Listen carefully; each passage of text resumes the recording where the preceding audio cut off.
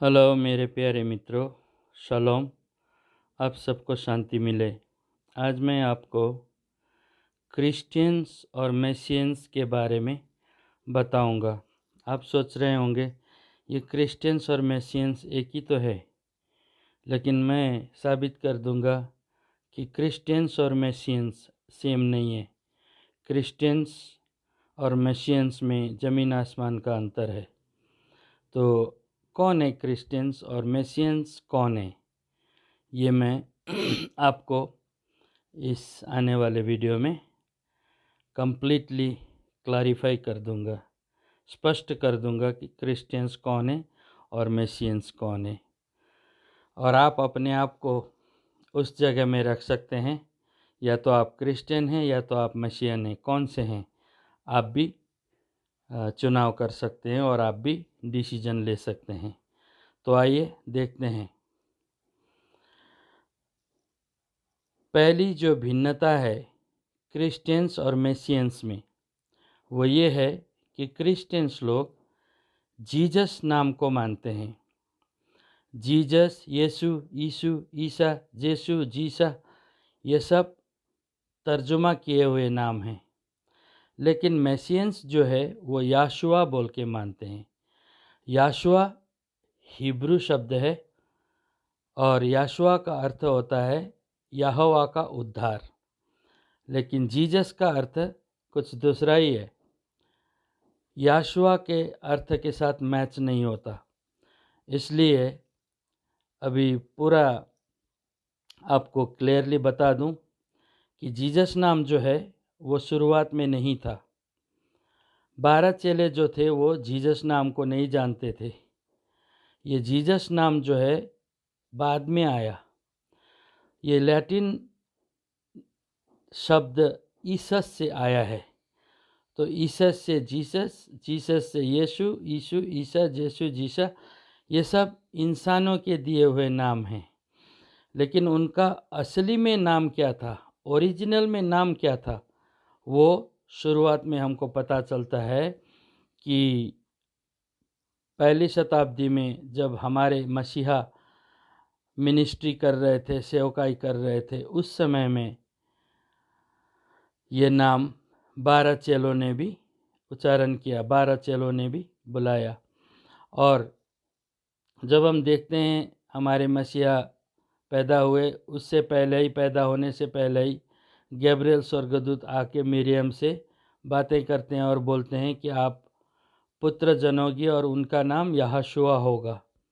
उस समय जीसस होगा नहीं बोला, यीशु होगा नहीं बोला, जेसु, जीसा भी नहीं बोला, लेकिन उन्होंने बोला, गैब्रियल स्वर्गदूत ने, यहोशुआ होगा। ये हिब्रू भाषा में है और यहोशुआ का अर्थ होता है यहोवा का उद्धार। लेकिन जीसस, यीशु, ईशु, ईसा का अर्थ दूसरा ही निकलता है, जो आप गूगल में जा कर के देख लीजिएगा।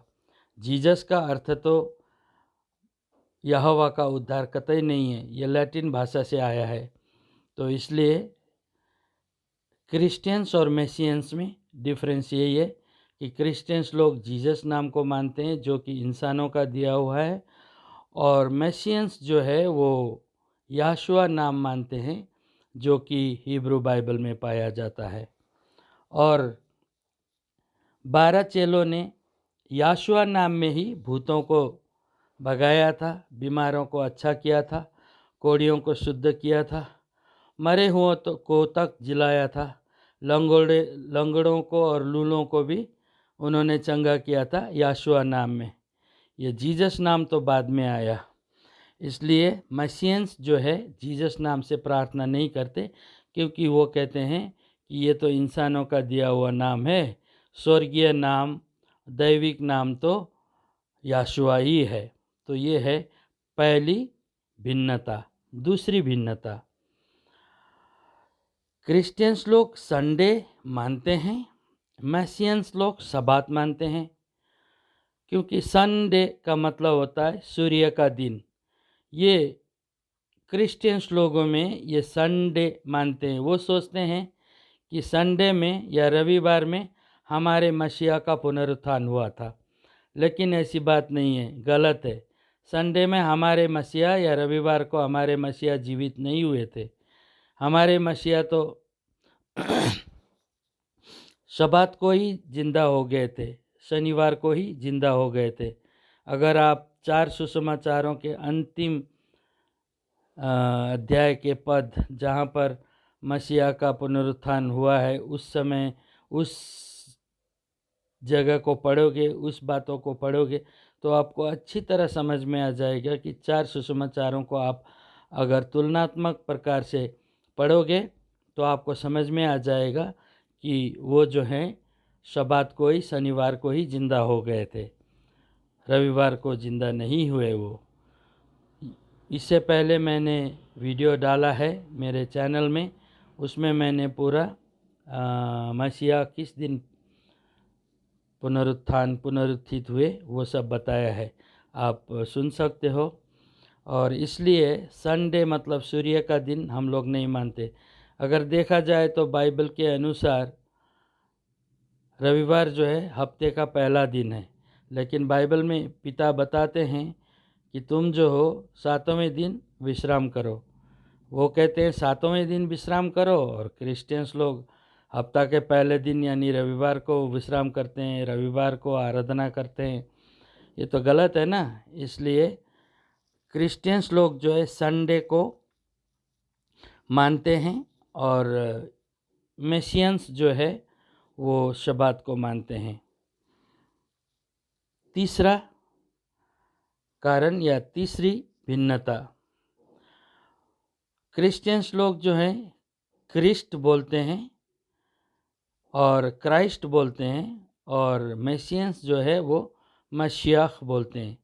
मसीह से ही मेसियंस आया है, और क्रिश्चियन से क्राइस्ट से क्रिश्चियन आया है। एक्चुअली में आप जब 15 अध्याय प्रेरितों के काम पढ़ते हो तो वहाँ पर अंताकिया में अन्य जाति लोग मसीह के फॉलोवर बने थे, मसीह के अनुयायी बने थे। उस समय में बाहर के लोगों ने उनको नाम दिया था, ये लोग तो मसीहा को मानते हैं इसलिए ये लोग मेसियंस हैं। एक्चुअली मेसियंस बोला गया था, लेकिन यहाँ पर क्राइस्ट शब्द लगा करके क्रिश्चियंस बोला गया है। एक्चुअली वो जो वर्ड था, वो जो शब्द था, वो मसीयंस था, तो मसीयंस को इन लोगों ने क्रिश्चियंस बना दिया। इसलिए क्राइस्ट को मानने वाले क्रिश्चियंस, मसीहा को मानने वाले मेसियंस। क्राइस्ट ग्रीक वर्ड क्रिस्टोस से आया है, और जिसका अर्थ होता है अभिषिक्त जन, और मसीहा का अर्थ भी अभिषिक्त जन ही होता है।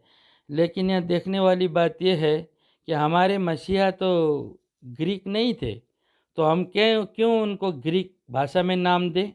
ये तो इंसानों का दिया हुआ नाम है ना। मसीहा शब्द तो दानियल के पुस्तक में भी मिलता है। मसीहा पैदा होने से पहले ही मसीहा जो शब्द है वो दानियल के पुस्तक में मिलता है। और सामरी स्त्री के साथ जब हम हमारे मसीहा बात वार्तालाप करते हैं उस समय भी मसीहा का जिक्र आता है। नथनएल को जब मसीहा मिलते हैं तो उस समय में मसीहा शब्द आता है। तो बाइबल में बहुत सारी बातें, बहुत सारी बार मसीहा शब्द आया है जिसको इन लोगों ने ग्रीकनाइज कर दिया, ग्रीक भाषा से बदल करके क्राइस्ट कर दिया, क्रिस्टोस से क्राइस्ट। हम तो चाहे मीनिंग एक ही हो, हम तो मसीहा ही मानेंगे, क्योंकि हमारे मसीहा ज्यूइश थे, और ज्यूइश लोग ग्रीक भाषा नहीं हिब्रू भाषा मानते हैं, हिब्रू भाषा बोलते हैं। उनकी मातृभाषा जो है हिब्रू है। हमारे मसीहा का नाम भी याशुआ है, और उनका टाइटल जो है मसीहा है, ये हिब्रू भाषा में है। इसलिए हम हमारे ज्यूइश मसीहा को हम ग्रीक नाम, ग्रीक टाइटल से नहीं नवाजेंगे। उनको हिब्रू भाषा ही का नाम और टाइटल या शीर्षक मैच होता है, सटीक बैठता है। ठीक है। तो चौथी भिन्नता ये है कि वे लोग यानी क्रिश्चियंस लोग हिब्रू भाषा को मान्यता नहीं देते हैं, लेकिन हम लोग यानी मेसियंस लोग जो है हिब्रू भाषा को मान्यता देते हैं। क्यों मान्यता देते हैं? क्योंकि हिब्रू भाषा में ही बाइबल लिखा गया है, और हिब्रू भाषा में ही सर्वशक्तिमान पिता ने 10 आज्ञाएं दी थी। हिब्रू भाषा में ही सर्वशक्तिमान पिता ने भी बातचीत की है। हिब्रू भाषा में ही भविष्यवक्ताओं ने बातचीत की है, संवाद किया। हिब्रू भाषा में ही स्वर्गदूतों ने भी लोगों से बातचीत की और हिब्रू भाषा में ही हमारे मसीहा का नाम याशुआ रखा गया। हिब्रू भाषा में ही उन्होंने भी मिनिस्ट्री सेवकाई करते समय बातचीत किया। उन्होंने मरी हुई लड़की से कहा तलिता कुमी, अर्थात हे लड़की उठ। ये हिब्रू भाषा में ही है।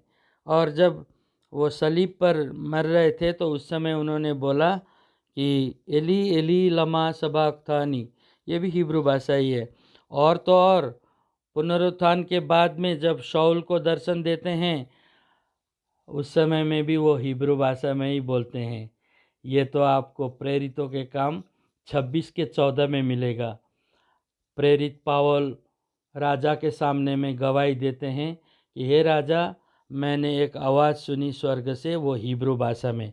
प्रेरित 26:14 में आप पढ़िए तो वहाँ पर हिब्रू भाषा में मुझे आवाज़ सुनाई दी। उस समय में हमारे मसीहा स्वर्गारोहण हो चुके थे, स्वर्ग में थे। स्वर्ग से आवाज़ आती है तो वो हिब्रू भाषा में ही आती है। इसका मतलब क्या है? वो स्वर्गीय भाषा ही है। सर्वशक्तिमान पिता और स्वर्गदूत और नबी भविष्यवक्ताएं, उतना ही ने हमारे मसीहा ने भी हिब्रू भाषा बोला है। ठीक है, आप उत्पत्ति से लेकर प्रकाशित वाक्य तक आप देखिए, हिब्रू भाषा कितना कूट कूट के बाइबल में भरा हुआ है। हिब्रू भाषा में ही है सब कुछ। तो इसलिए क्रिश्चियंस लोग जो है हिब्रू भाषा को मान्यता नहीं देते, इसलिए उनके 3000 से भी ज़्यादा बाइबल ट्रांसलेट किए गए हैं दूसरे भाषाओं में, तो उसमें हमारे मसीहा का नाम नहीं मिलता, याशुआ नाम नहीं मिलता। लेकिन हिब्रू भाषा में ही आपको याशुआ का नाम मिलता है और मसीहा भी मिलता है। इसलिए मैसियंस लोग जो है हिब्रू भाषा को स्वर्गीय भाषा मानते हैं, लेकिन ईसाई लोग या क्रिश्चियंस लोग स्वर्गीय भाषा नहीं मानते और वो भाषा को मानते ही नहीं। सिर्फ बाइबल कॉलेजेस में ग्रीक और हिब्रू पढ़ना पड़ता है, हायर स्टडीज़ में, जैसे BTH हुआ, BD हुआ, MTH हुआ, ऐसे में उनको हिब्रू और ग्रीक सीखना पड़ता है। उतना ही है बस। जो थियोलॉजिकल कॉलेज नहीं जाते हैं, चर्च में उनको नहीं सिखाया जाता। अरे जब मुस्लिम लोग अरबी सिखाते हैं और हिंदू लोग संस्कृति सिखाते हैं, तो ईसाई लोग क्यों, क्रिश्चियंस लोग क्यों हिब्रू भाषा नहीं सिखाते हैं? इसका खामियाजा इनको भुगतना पड़ रहा है आज कि उनको सच्चाई नहीं मिल रही है, क्योंकि सच्चाई तो हिब्रू भाषा में ही रह गया है। तो जितने भी बाइबल ट्रांसलेशन कर दिए गए, तर्जुमा कर दिए गए, उसमें हमारे मसीहा का नाम है भी नहीं। सिर्फ हिब्रू भाषा में ही हमारे मसीहा का नाम रह गया। इसलिए चौथी भिन्नता यही है कि ईसाई लोग हिब्रू भाषा को नहीं मानते हैं और मैसियंस हिब्रू भाषा को मानते हैं। पांचवी भिन्नता यह है, वो बाइबल के पर्व नहीं मानते, लेकिन मैसियंस जो है बाइबल के पर्व मानते हैं। देखिए भाइयों और बहनों, बाइबल के पर्व कितने अच्छे हैं और ये आज्ञा के तौर पे सर्वशक्तिमान पिता ने इजरायलियों को दिया था। Feast of Passover, feast of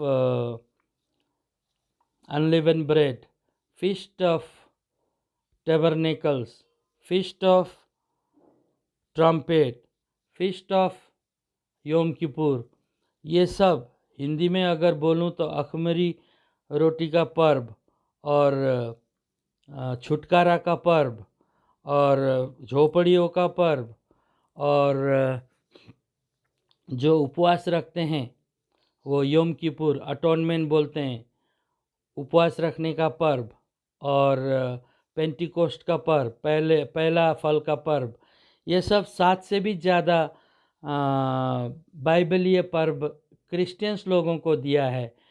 जो बाइबल पढ़ते हैं यहूदी और क्रिश्चियंस को दिया है, लेकिन क्रिश्चियंस लोग जो हैं वो अन्य जातियों का पर्व अपने में इन लोगों ने ले लिया है। जैसे क्रिसमस, ये बाइबल में है ही नहीं, ये अन्य जातियों का पर्व है, वो इन लोगों ने ले लिया। फिर good Friday, Easter Sunday, new year, ये सब जो है ना, ये अन्य जातियों का पर्व लेकर के ये लोग मनाते हैं। बाइबल में जो नहीं है वही मनाते हैं, जो बाइबल में है वो नहीं मानते हैं। वो लोग कहते हैं कि नहीं नहीं, पुराना नियम है, उसमें बोला हुआ तो हमारे लिए नहीं है। अरे भाई, तुम्हारे मसीहा ने भी फॉलो किया, तुम्हारे मसीहा ने भी छुटकारा का पर्व मनाया, पासओवर फीस्ट मनाया, उनके चेलों ने भी मनाया, मसीहा ने भी शबात मनाया, उनके चेलों ने भी शबात मनाया। तो आप लोग क्यों ऐसा कर रहे हो कि हमको नहीं मनाना चाहिए, और दुनिया भर के अन्य जातियों के पर्व लेकर के आप घमंड से कहते हो कि happy Christmas, happy new year और हैप्पी ईस्टर संडे। ये सब बाइबल में है ही नहीं। तो जो बाइबल में नहीं है वो कहाँ से आप डाल करके मान रहे हो? इसलिए ईसाई लोग या क्रिश्चियंस लोग ये सब मानते हैं, लेकिन मसीहन्स ये नहीं मानते हैं। मसीहन्स जो तौरा में, लॉ में लिखा हुआ है, व्यवस्था में लिखा हुआ है, वही पालन करते हैं। और नया नियम की जहाँ तक बात करें तो हमारे मसीहा ने भी शबात माना, हम भी मान रहे हैं। मसीहा ने भी पर्व माना, हम भी मान रहे हैं। मसीहा ने भी अख़मीरी रोटी का पर्व मनाया और पासओवर फीस्ट खाया उन्होंने चेलों के साथ, हम भी वैसा ही कर रहे हैं। मसीहा ने कहा मेरे पीछे हो लो। मेरे पीछे हो लो का मतलब क्या है? जो कुछ वो करते हैं वो हमको भी करना है। जैसा वो चलते हैं, जैसा वो खाते हैं, उठते बैठते हैं, बोलते चालते, ये सब हमको फॉलो करना है, उनको उनकी अनुसरण करनी है। लेकिन आज फॉलो मी या मेरे पीछे हो लो का मतलब ही दूसरा निकाल दिया हमारे क्रिश्चियन भाई बहनों ने। इसलिए ये मैसियंस लोग जो है ना, जैसा मैं हूँ, मैं भी एक मैसियन हूँ, और जो भी मैसियंस याशुआ को मानते हैं वो सब बिब्लिकल फीस्ट, बाइबलीय पर्व मानते हैं। और वो ये संसारिक पर्व, ये अन्य जातियों से आया हुआ पर्व नहीं मानते, जैसे Christmas, new year, Easter Sunday, good Friday, ये सब नहीं मानते। ये पैगन फेस्टिवल्स बोलते हैं, ये अन्य जातियों के पर्व हैं। और ये सब अगर आप अच्छी तरह से स्टडी करोगे तो ये बहुत ही गलत रीति से बनाया हुआ पर्व है। लेकिन बाइबल में जो बोला गया सर्वशक्तिमान पिता ने आज्ञा के रूप में दिया, उसको आप लोग मानते नहीं हो, या क्रिश्चियंस लोग नहीं मानते, लेकिन हम मैसियंस मानते हैं। चलिए, छठवीं जो भिन्नता है वो देखते हैं। वे सब कुछ खाते हैं, लेकिन मैसियंस लोग जो है वो चुने हुए, जो शुद्ध बताया गया है लॉ में, वही खाते हैं। जैसे क्रिश्चियंस लोग बोलते हैं पुराने नियम में तो परमेश्वर ने सुअर मत खाओ बोला था, लेकिन नए नियम में खाओ बोला है, खा सकते हैं। अच्छा, क्या परमेश्वर जो पुराने नियम के वो बदलते हैं क्या? नए नियम में आके क्या हो गया उनको? जबकि वो कहते हैं मलाकी में भी, मैं बदलने वाला ईश्वर नहीं हूँ। और हिब्रू के 13 अध्याय, इब्रानी के 13 अध्याय 8 पद में मसीहा के बारे में लिखा गया, yesterday today forever, Yeshua is the same. आप लोग जीसस इज़ द सेम बोलते हो। तो अगर same yesterday today for ever हैं तो क्यों आप लोग बदला रहे हो? पुराने नियम में, पुराने नियम के परमेश्वर ने कहा मत खाओ, नए नियम के परमेश्वर ने कहा खाओ। इसका मतलब बदलने वाला ईश्वर हुआ ना? नहीं नहीं, हमारा एलोहिम तो नहीं बदलते हैं। हमें तो तनख यानी ओल्ड टेस्टामेंट में भी उन्होंने कहा था मत खाओ, न्यू टेस्टामेंट में उसी को कंटिन्यू किया गया है, क्योंकि अशुद्ध चीज़ नहीं खाना चाहिए। अशुद्ध चीज़ खाया तो शरीर अशुद्ध होता है। हम पिता को प्रार्थना करते हैं ना, वो सुना नहीं जाएगा। वो लोग कुछ भी खाते हैं, कुत्ता, बिल्ली, सुअर, क्या कहते हैं, प्रार्थना के द्वारा शुद्ध होता है। वचन और प्रार्थना के द्वारा शुद्ध नहीं होता। जो ऑलरेडी अशुद्ध है बोल दिया, उसको कैसे वचन और प्रार्थना से आप शुद्ध कर सकोगे? पौलुस का कहने का मतलब ये है, प्रार्थना और वचन से शुद्ध होता है, मतलब ऑलरेडी जो शुद्ध है उसको कितने लोग नहीं खाते हैं, नहीं खाते थे उस समय में भी। तो पौलुस कहते हैं जो पिता ने शुद्ध बनाया है उसको तो खाओ धन्यवाद देके, और तुम्हारे प्रार्थना और वचन से शुद्ध हो जाता है। अरे, अशुद्ध चीज़ ला करके कोई भी प्रार्थना करने के बाद में शुद्ध होता है क्या? हमारे क्रिश्चियन पास्टर लोगों के पास इतना पावर है कि वो अशुद्ध चीज़ को भी शुद्ध बना सकते हैं क्या? नहीं।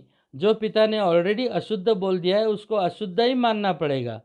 तो इसलिए क्रिश्चियंस लोग जो है जो कुछ भी खा सकते हैं बोलते हैं, उनको वचन का ज्ञान नहीं है, क्योंकि वचन जो है एक कॉन्टेक्स्ट में बोलता है। एक इंसिडेंट है जहाँ पर फरीसी लोग, सदूसी लोग हमारे मसीहा को क्वेश्चन उठाते हैं, आपके चेले बिना हाथ धोए क्यों खाते हैं? तो मसीह ने कहा बिना हाथ धोए खाने से कोई अशुद्ध नहीं होता, जो कुछ अंदर जाता उससे अशुद्ध नहीं होता, लेकिन अंदर से जो बाहर आता उससे अशुद्ध होता है। यहाँ पर खाने पीने की बात नहीं है, हाथ बिना धोए खाने से इंसान अशुद्ध नहीं होता है, वो बोला गया है। लेकिन यहाँ पर खाने पीने के बारे में क्रिश्चियन पास्टर्स लोग बोलते हैं कि जो कुछ भी खाओगे वो अशुद्ध नहीं करता है। ऐसा नहीं, जो कुछ भी नहीं लिखा है उसमें बिना हाथ धोए खाने से इंसान अशुद्ध नहीं होता है, साफ तौर से लिखा है। और जो पतरस का जो विजन था वो तो सिर्फ दर्शन था, उसमें खाने पीने की कोई बात ही नहीं है। वो अन्य जाति लोगों को पतरस या कैफा सोचते थे कि ये अशुद्ध लोग हैं, लेकिन पिता कहते हैं नहीं, ये भी मेरे ही सृष्टि हैं, इनको भी उद्धार की ज़रूरत है, इसलिए तुम जाओ उनको बताओ। ये आत्मिक अर्थ है। प्रेरित 10 अध्याय के 28 पद में आप पढ़ोगे तो वहाँ पर कैफा या पतरस खुद कहते हैं कि मुझे सर्वशक्तिमान पिता ने समझाया कि अन्य जाति लोगों को अशुद्ध मत कहो बोल के। यहाँ पर खाने पीने की बात ही नहीं है। फिर क्रिश्चियंस लोग जो कुछ भी खा सकते हो बोल करके बोलते हैं, इसलिए डिफरेंसेस है, इसलिए भिन्नता है। क्रिश्चियंस लोग अशुद्ध जानवर खाते हैं, अशुद्ध चीज़ खाते हैं, लहू खाते हैं, इसलिए वो अशुद्ध ही रहेंगे।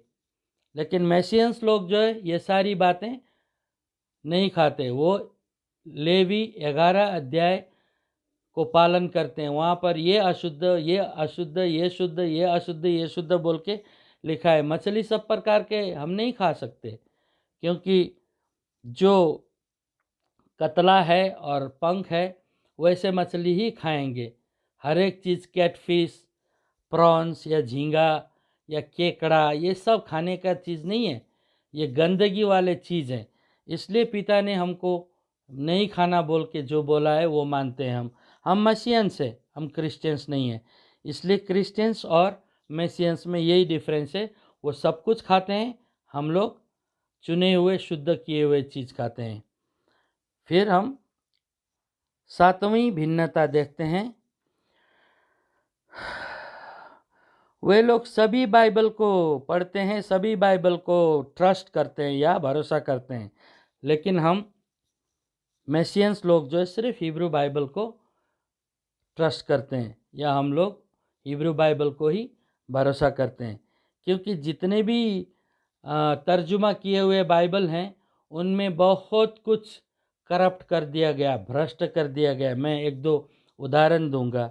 जैसे आदम और हवा, हवा का मतलब होता है जीवन, हवा, लेकिन उसको ईव बोल दिया गया अंग्रेजी भाषा में, तो ये गलत ट्रांसलेशन हुआ ना। ईव का तो मतलब ही नहीं है, मीनिंग ही नहीं है।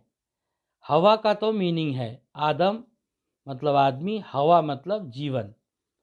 एदेन गार्डन, एदेन का मतलब होता है खुशी, आनंद। तो ऐसे ही बुक ऑफ जॉब बोलते हैं वो लोग, हिब्रू भाषा में इयोब बोला गया है। इयोब का मतलब होता है सताया हुआ, लेकिन जॉब बोलने से क्या मीनिंग नहीं आता। ऐसे ही बुक ऑफ जेम्स बोलेंगे, जेम्स तो हमारे मसीहा के भाई का नाम नहीं था, याकूब था। फिर ये अंग्रेजी नाम कैसे लगा दिया इन लोगों ने। वैसे ही कैफा को पत्रुस, पेट्रोस, पेट्रा, ग्रीक भाषा में पेट्रोस, जिसका अर्थ होता है रॉक, चट्टान, लेकिन हिब्रू भाषा में कैफा का मतलब होता है स्टोन, यानी पत्थर। पत्थर और चट्टान में भिन्नता होता है ना। हमारे मसीहा होते हैं रॉक, यानी चट्टान, मसीहा हैं रॉक। किसने बोला कैफा या पतरस रॉक है बोल के? पतरस या कैफा, हम लोग तो कैफा बोलते हैं, आप लोग पतरस बोलते हो। पतरस खुद अपनी पत्री में कहते हैं कि वी आर लिविंग स्टोन्स, हम जीवित पत्थरों से बने हुए मंदिर हैं या बिल्डिंग हैं। यानी कि हम लोग जो है जीवित पत्थरों से बना हुआ चर्च को बोलते हैं। तो वो खुद रियलाइज़ करते हैं कि हम सब पत्थर हैं, तो ज़बरदस्ती उनको रॉक क्यों बनाया जा रहा है। मतलब पेट्रोस, पेट्रा, पीटर, पतरस, इसका मतलब होता है रॉक, लेकिन हिब्रू भाषा कैफा का मतलब होता है पत्थर। तो इतनी अच्छी बातें हैं, लेकिन उसको तर्जुमा गलत करके अर्थ को भी उल्टा पल्टा कर दिया गया। इसलिए क्रिश्चियंस लोग जो है हर एक बाइबल तर्जुमा किए हुए बाइबल को सही मानते हैं, लेकिन हम नहीं मानते। हिब्रू बाइबल ही एक ऐसा बाइबल है जिसको हमको पढ़ना है और सच्चाई जानना है। हिब्रू के अलावा दूसरे बाइबल पढ़ेंगे तो हमको संपूर्ण तथ्य या सच्चाई समझ में नहीं आएगा। तो इसीलिए क्रिश्चियंस लोग जो हैं वो translated versions, more than 3000 languages Bible is being translated. 3000 से ज़्यादा बाइबल ट्रांसलेट किए गए भाषाओं में, विभिन्न भाषाओं में, लेकिन एक भी भाषा में, एक भी बाइबल में हमारे मसीहा का नाम याशुआ नहीं है, नहीं मिलता है। इसलिए हम हमारे मसीहा का नाम जिस बाइबल में नहीं मिलता उसको हम बाइबल ही नहीं मानते। लेकिन हिब्रू भाषा में याशुआ नाम लगभग 930 बार आया है, याशुआ नाम नए नियम में। तो हम उस बाइबल को मानते हैं, उस धर्मशास्त्र को मानते हैं जिस धर्मशास्त्र में मेरे दूल्हे का नाम हो। मेरा दूल्हा अर्थात याशुआ मसीह। लेकिन जिस दूल्हे का नाम नहीं मिलता उस बाइबल को, उस किताब को हम बाइबल या धर्मशास्त्र, पवित्र ग्रंथ नहीं मानते।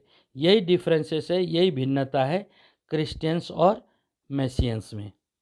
चलिए 8वां पॉइंट, 8वीं भिन्नता क्या है।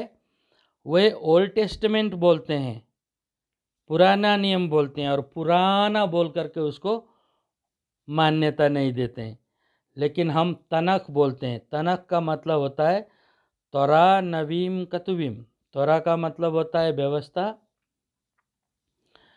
नियम, नीति या इंस्ट्रक्शन, निर्देशन।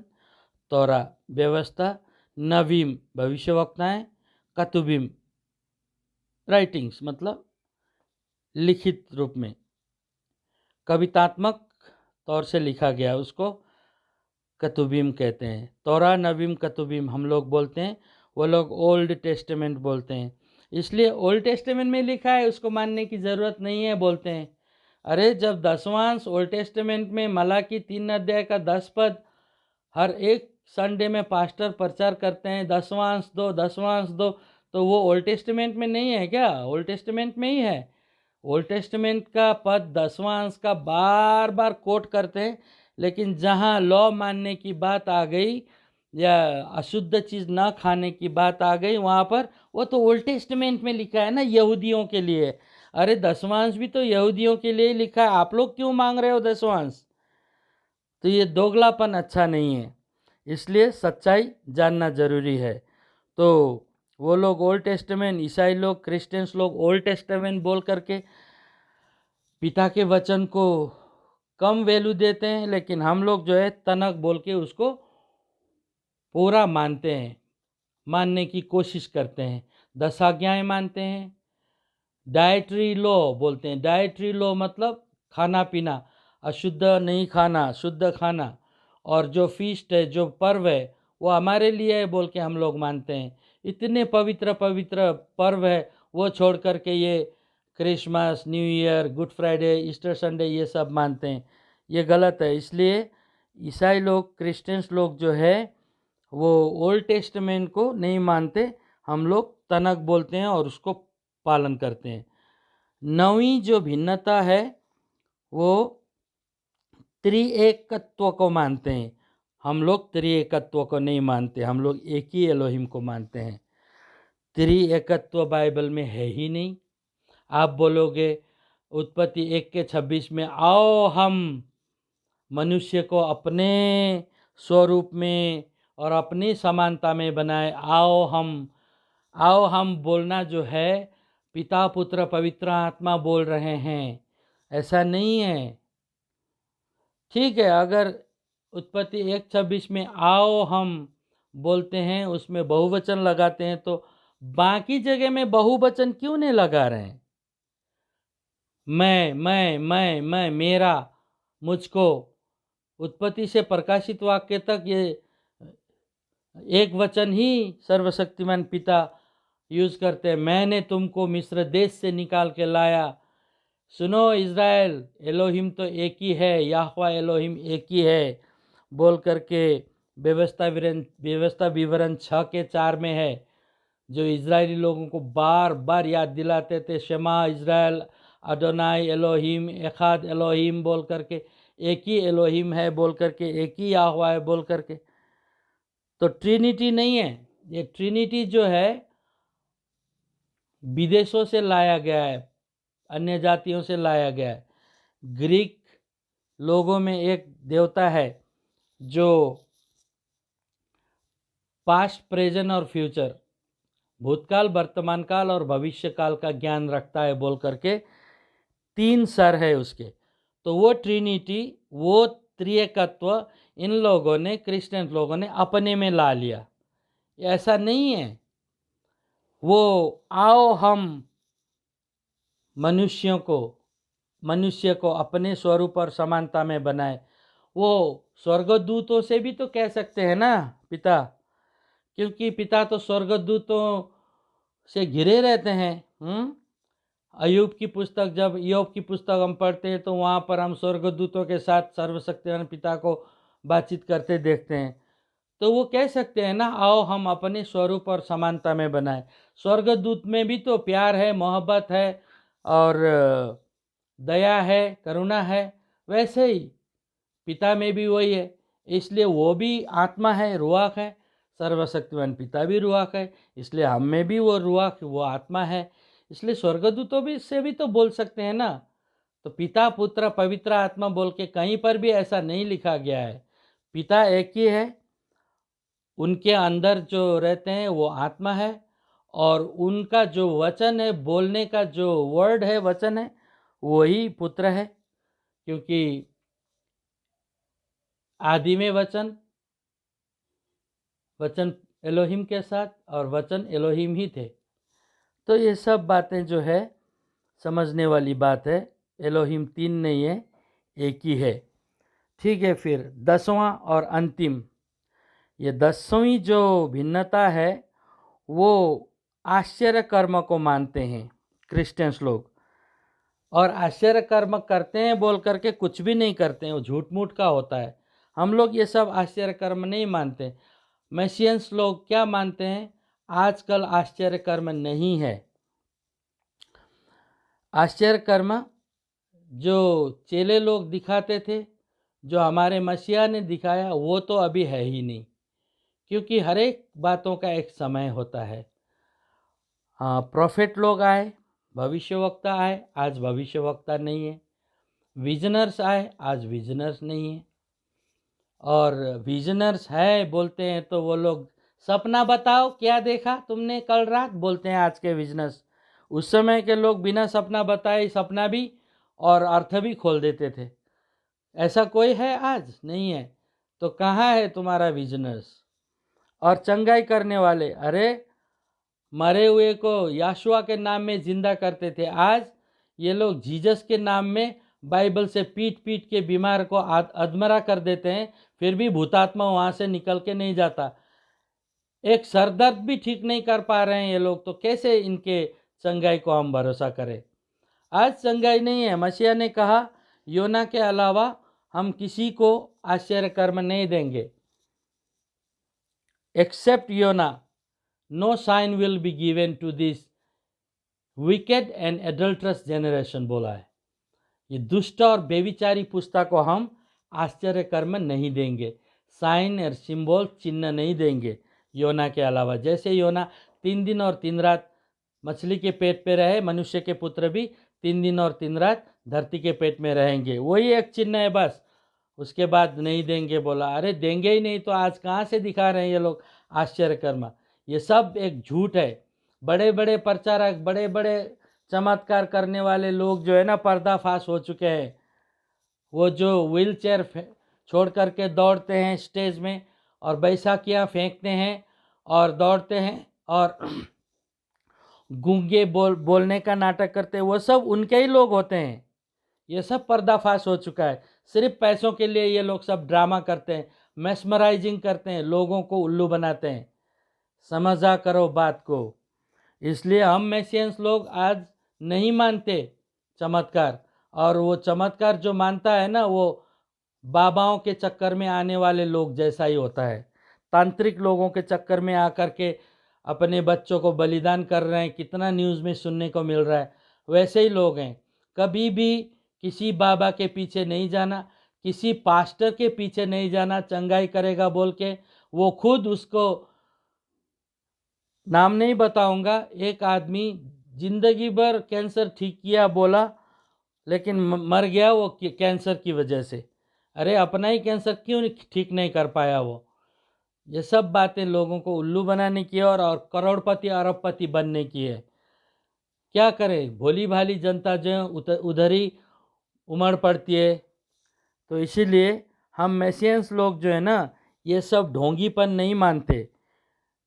हम आज के ज़माने में आश्चर्य कर्म ये पादरियों से तो बिल्कुल ही नहीं मानते। हम आश्चर्य कर्म है, सर्वशक्तिमान पिता ने न्यू टेक्नोलॉजी के थ्रू से आश्चर्य कर्म किया है, वो हम मानते हैं। मान लो एक इंसान का किडनी फेल होने वाला होता है या किडनी में स्टोन्स होता है, वो साइंटिफिक प्रकार से डॉक्टर लोग उसको निकालते हैं और उसको चंगाई करते हैं। ये भी सर्वशक्तिमान पिता का ही दिया हुआ ज्ञान है। इसको आज मैं आश्चर्य कर्म मानता हूँ। कितने भयानक भयानक बीमारियाँ, कैंसर्स प्रार्थना के द्वारा नहीं, ऑपरेशंस के द्वारा ठीक किया जाता है। हार्ट में जो ब्लॉक हो गया है, जो पाइप में ब्लॉक हो गया है और मरने वाला इंसान होता है, प्रार्थना से नहीं होता, उसको क्या बोलते हैं, बाईपास सर्जरी करना पड़ता है, और बाईपास सर्जरी करने के बाद वो अच्छा हो जाता है। तो यही बात है मेरे प्यारे दोस्तों, यही है। आपको शायद समझ में आ गया होगा। मैं लास्ट में, अंतिम में इतना ही बोलूँगा, आप होशियार रहिए। आप कहाँ पर हैं? आप क्रिश्चियंस लोगों के बीच में हैं या मैसियंस लोगों के बीच में हैं? ये सारी बातें समझने के बाद आप मैसियंस होने की कोशिश कीजिए, नहीं तो आप स्वर्ग नहीं जाएंगे। ये सारी बातें जो है ना, ये सांसारिक चीज़ें आप मान रहे हो, झूठा शिक्षा मान रहे हो। इसलिए सच्चे शिक्षा को मान करके सर्वशक्तिमान पिता के साथ अनंत तक रहने के लिए आप तैयार हो जाओ। अगर आपको हमारा कॉन्टैक्ट नंबर चाहिए तो मैं बताऊंगा, 9148044247 ये मेरा व्हाट्सएप नंबर है। और ईमेल आईडी रानपाल 5 बार 7 लगाइए, 7 लगाइए @gmail.com। रानपाल RANPAL 77777 @gmail.com। ठीक है, अभी मैं यहीं पर समाप्त करूँगा। शलोम, बेंगलोर से बेन्याहू।